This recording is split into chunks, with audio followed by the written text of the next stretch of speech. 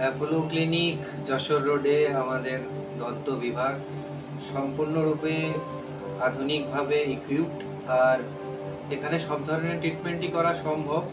আমরা team of doctors রয়েছি যারা আপনাদের সেবায় বা পেশেন্টের সেবায় সবসময় তৎপর। আমরা এখানে ফিলিং, দাঁত তোলা, রুট ক্যানেল এবং সবচেয়ে যেটা আজকের ডেটে আধুনিক ডেন্টাল ইমপ্লান্টস সেগুলোও এখানে করা সম্ভব। আর রুটিন প্রসিডিওর যেগুলো স্কেলিং এবং ফিলিং সেগুলো তো হচ্ছেই। এবার দাঁত নিয়ে বসে থাকবেন না। দাঁতের যে কোনো ছোট প্রবলেম হোক আপনারা সাথে সাথে আপনার নিকটতম ডেন্টিস্টকে যোগাযোগ করুন এবং ট্রিটমেন্টটা সুনিশ্চিত করুন। আপনার তখন ইমিডিয়েটলি আর্থিক ভাবে অসুবিধে থাকলেও আপনি জেনে নিন আপনার কি ট্রিটমেন্ট দরকার এবং আপনার সুবিধে মতন সেই ট্রিটমেন্টটা করিয়ে নিন। এবার আসছি, আমরা মেইনলি ফোকাস করি সবসময় দাঁতটাকে বাঁচানোর জন্য। এবার দাঁত বাঁচানোর জন্য আজকাল যেটা আধুনিক ট্রিটমেন্ট সেটা হচ্ছে রুট ক্যানাল ট্রিটমেন্ট।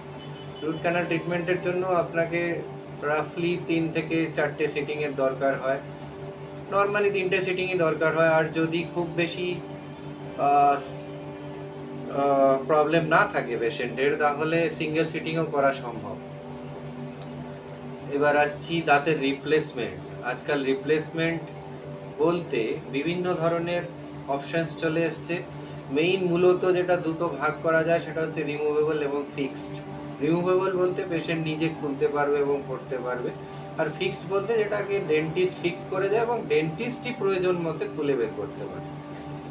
এবার ফিক্সডের মধ্যে দুটো রকম হয়। একটা যেটা অনেক আগে থেকেই অ্যাভেলেবেল ছিল সেটা হচ্ছে ব্রিজ। আশেপাশের দাঁত মানে যেই দাঁতটা নেই সেই দাঁতের সংলগ্ন সামনের এবং পেছনের দাঁতের সাপোর্ট নিয়ে ব্রিজ টেকনিকে করা হয়। যেমন আমাদের হাওড়া সেতু দুটো দিকে পোল এবং মাঝখানটা সাসপেনশন, সেইভাবেই করা হয় আর কি। আশেপাশের দাঁতকে সাপোর্ট নিয়ে ব্রিজ হিসেবে রিপ্লেস করা হয়। কিন্তু আধুনিক যেটা ট্রিটমেন্ট সেটা হচ্ছে ডেন্টাল ইমপ্লান্টস। সেটাতে আমরা কোনো দাঁতের সাপোর্ট নেওয়া হয় না, আর মাড়ির ভেতরে আমরা একটা টাইটানিয়ামের স্ক্রু ঢুকিয়ে দিই। সেই টাইটানিয়ামের স্ক্রুটা যখন মাড়ির ভেতর জমে আসে তারপর তার উপরে একটা দাঁত লাগিয়ে সেটাকে রিপ্লেস করা হয়। ডেন্টাল ইমপ্লান্টসই এখন সবচেয়ে আধুনিক ট্রিটমেন্ট। আর এটাতে একটা সুবিধে সেটা হচ্ছে গিয়ে লাইফ লং থাকে। আর আশেপাশের দাঁত যেহেতু ক্ষতি করছি না সেই জন্য ইন্টেনশনালি কোনো মুখের ভেতর ক্ষতি করা হচ্ছে না। ব্রিজ করতে গেলে ব্রিজেরও একটা লাইফ রয়েছে, সেটা রাফলি আমরা বলি 15 বছর। এবার কারু কারু ক্ষেত্রে যারা খুব ভালো মেনটেন করতে পারে তাদের ক্ষেত্রে হয়তো একটু বেশি যাবে, কিন্তু আমরা ইন্টেনশনালি সামনের এবং পেছনের দাঁতটাকে সামান্য হলেও কিছুটা ক্ষতি করতে হচ্ছে, কারণ একের উপরে আরেকজনের ভার চাপিয়ে দেওয়া হচ্ছে। তো সুতরাং মানে খুব সূক্ষ্ম হলেও কিছুটা ক্ষতি করতেই হবে।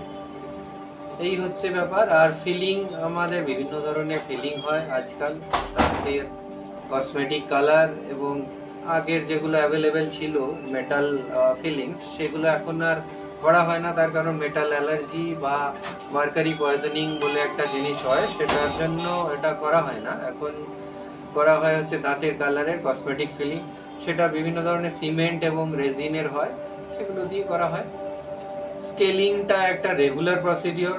দাঁতের স্কেলিং সেটা আমরা অ্যাডভাইস করি প্রত্যেক পেশেন্টকেই বছরে একবার করে ডেন্টিস্ট চেক আপ করিয়ে নেওয়া। যদি স্কেলিং দরকার পড়ে তাহলে আপনার ডেন্টিস্ট আপনাকে অ্যাডভাইস করবেন এবং সেই মতে আপনি স্কেলিংটা করিয়ে নেবেন। আর যদি দেখা যায় যে না আপনি খুব ভালোভাবে যত্ন নিচ্ছেন তাহলে হয়তো 2 বছর বা 3 বছর অন্তরে করতে হতে পারে, বা তার থেকেও বেশি সময়ের পর করতে হতে পারে। কিন্তু সেই জন্য আপনি ফেলে রাখবেন না, বছরে একবার করে আপনার ডেন্টিস্টকে যোগাযোগ করুন।